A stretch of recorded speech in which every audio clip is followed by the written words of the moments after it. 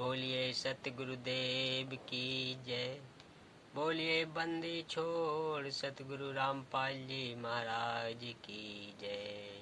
हाँ तो भक्तों, आज मैं आप लोगों के सामने कबीर साहब की एक कथा आप लोगों के सामने प्रस्तुत करने जा रहा हूँ।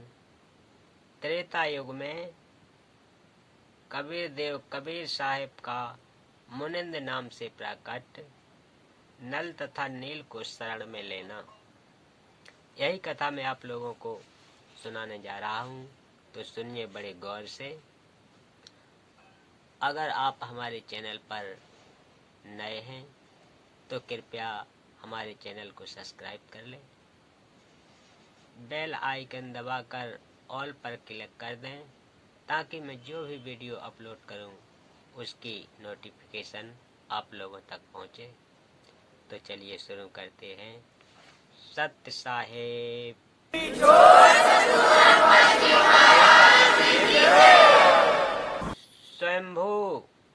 स्वयं प्रकट होने वाला कबीर देव कबीर परमेश्वर रूपांतरण करके मुनिंद ऋषि के नाम से आए हुए थे।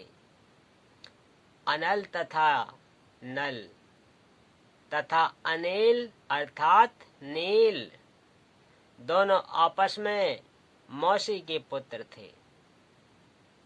माता पिता का देहांत हो चुका था। नल तथा नील दोनों शारीरिक व मानसिक रोग से अत्यंत पीड़ित थे। सर्व ऋषियों व संतों से कष्ट निवारण की प्रार्थना कर चुके थे। सर्व संतों ने बताया था कि यह आपका प्रारब्ध का पाप कर्म का दंड है, यह आपको भोगना ही पड़ेगा, इसका कोई समाधान नहीं है। दोनों दोस्त जीवन से निराश होकर मृत्यु का इंतजार कर रहे थे। एक दिन दोनों को मुनिंद्र नाम से प्रकट पूर्ण परमात्मा का सत्संग सुनने का अवसर प्राप्त हुआ। सत्संग के उपरांत ज्यों ही दोनों ने परमेश्वर कबीर देव कबीर साहेब और फिर मुनिंद ऋषि जी के चरण छुए तथा परमेश्वर मुनिंद्र जी ने सिर पर हाथ रखा तो दोनों का असाध्य रोग छू मंत्र हो गया, अर्थात दोनों नल तथा नील स्वस्थ हो गए।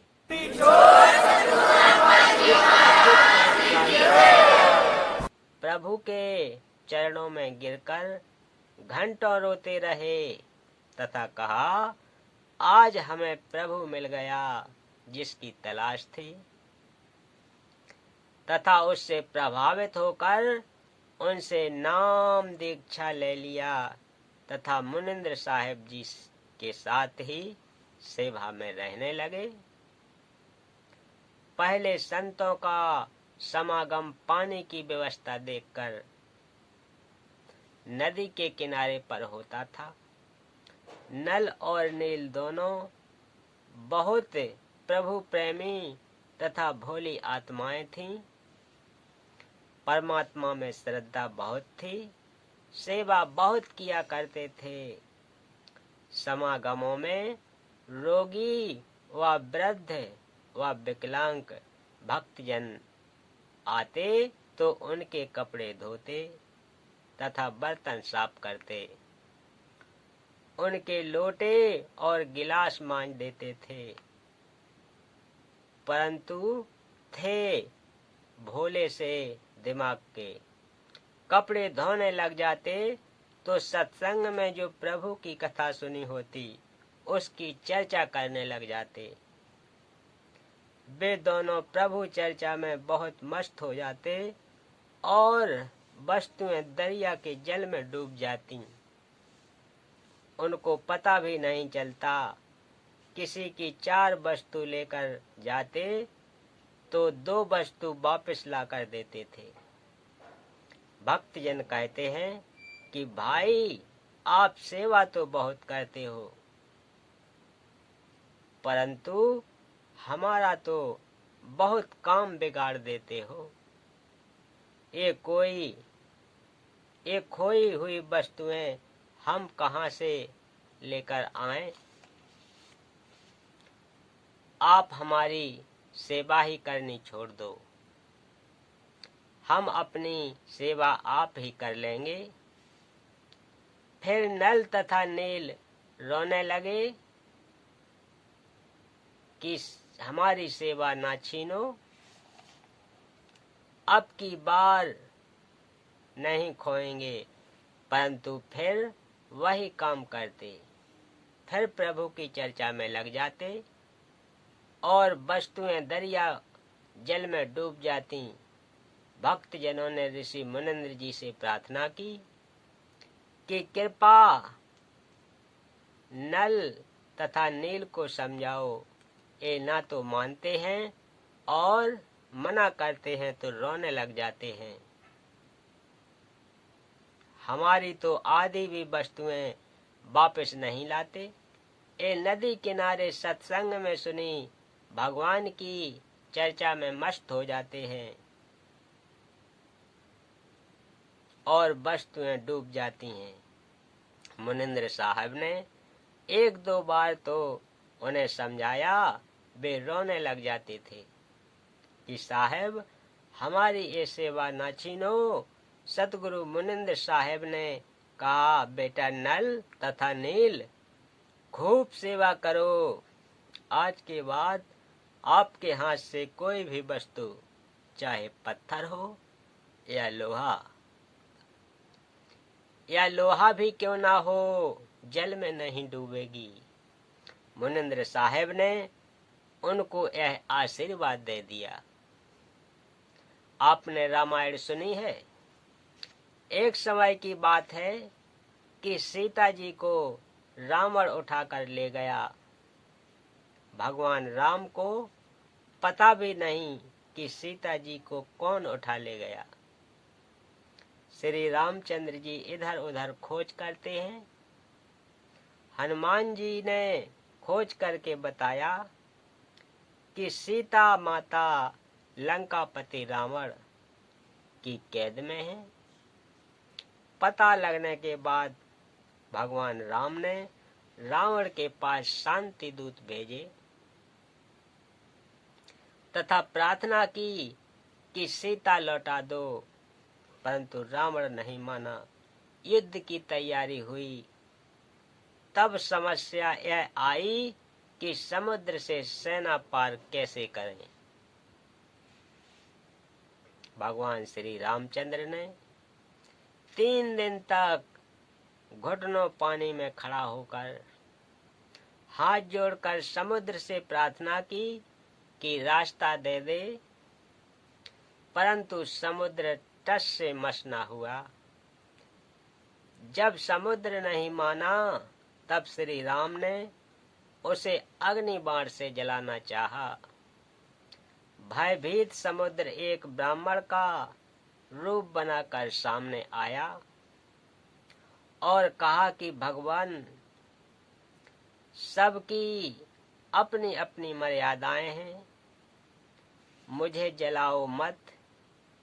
मेरे अंदर ना जाने कितने जीव जंतु बसे हैं। अगर आप मुझे जला भी दोगे तो भी आप मुझे पार नहीं कर सकते, क्योंकि यहाँ पर बहुत गहरा गड्ढा बन जाएगा जिसको आप कभी भी पार नहीं कर सकते। समुद्र ने कहा, भगवान ऐसा काम करो कि सर्प भी मर जाए और लाठी भी ना टूटे, मेरी मर्यादा भी रह जाए और आपका पुल भी बन जाए। तब भगवान श्री राम ने समुद्र से पूछा कि वह क्या विधि है। ब्राह्मण रूप में खड़े समुद्र ने कहा कि आपकी सेना में नल और नील नाम के 2 सैनिक हैं। उनके पास उनके गुरुदेव से प्राप्त एक ऐसी शक्ति है कि उनके हाथ से पत्थर भी जल पर तैर जाते हैं। हर वस्तु चाहे वह लोहे की हो तैर जाती है। श्री रामचंद्र ने नल और नील को बुलाया और उनसे पूछा कि क्या आपके पास कोई ऐसी शक्ति है? नल तथा नील ने कहा कि हाँ जी, हमारे हाथ से पत्थर भी जल में नहीं डूबेंगे। श्री राम ने कहा कि परीक्षण करवाओ। उन नादानों नल और नील ने सोचा कि आज सबके सामने तुम्हारी बहुत महिमा होगी। उस दिन उन्होंने अपने गुरुदेव भगवान मुनिंद्र को यह सोचकर याद नहीं किया कि अगर हम उनको याद करेंगे तो कहीं श्री राम ये ना सोच लें कि इनके पास शक्ति नहीं है, यह तो कहीं और से मांगते हैं। उन्होंने पत्थर उठाकर पानी में डाला तो वह पत्थर पानी में डूब गया।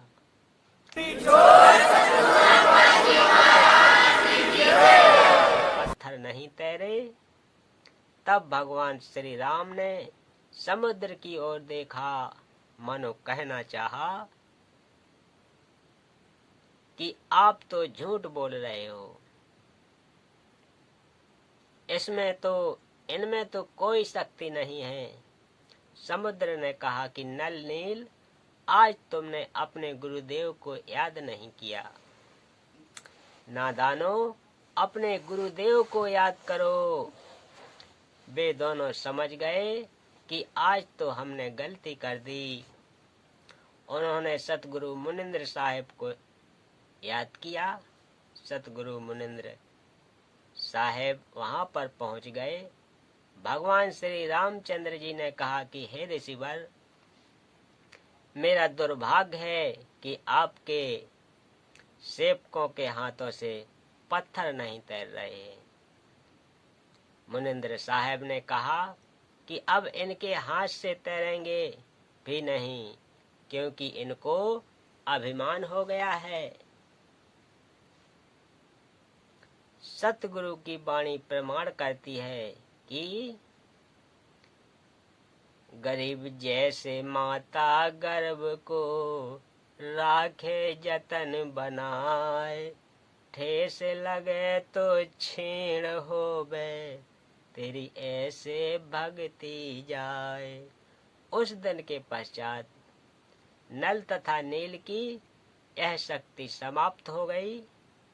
श्री रामचंद्र जी ने परमेश्वर मुनिंद्र साहिब जी से कहा कि हे ऋषिवर, मुझ पर बहुत आपत्ति आई हुई है, दया करो किसी प्रकार सेना पार हो जाए। जब आप अपने सेवकों को शक्ति दे सकते हो तो प्रभु कुछ रजा करो। मुनिंद्र साहब ने कहा कि यह जो सामने वाला पहाड़ है, मैंने उसके चारों तरफ एक रेखा खींच दी है। इसके बीच बीच के पत्थर उठा लाओ, वे नहीं डूबेंगे। श्री राम ने परीक्षण के लिए पत्थर मंगवाया, उनको पानी पर रखा तो वह तैरने लग गया।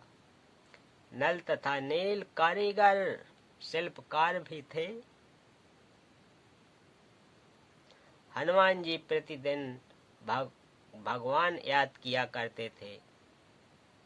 उसने अपनी दैनिक क्रिया भी साथ रखी।